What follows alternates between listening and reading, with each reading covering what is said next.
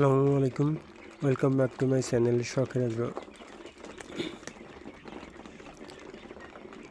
আমার কোয়েল পাখির বাচ্চাগুলো দেখতে মাশাআল্লাহ দিনে দিনে বড় হচ্ছে, অনেকটা বড় হয়েও গেছে। এখন খাবার দিলাম, ওরা খাবারে ব্যস্ত, খাবার খাওয়ায় ব্যস্ত। দেখুন, কিন্তু কয়েকটা বাচ্চা অনেকগুলো দুর্বল আছে। একটা বড় বাচ্চা দেখেন ওই পাশে ঝিমাই, কী কারণে ঝিমাচ্ছে আমি সেটা বুঝতে পারছি না, এবং ট্রিটমেন্টও দিতে পারছি না। কী করবো কিছু বুঝতে পারছি না। বড়গুলো এর ভিতরে রাখছি, জায়গা না থাকায়।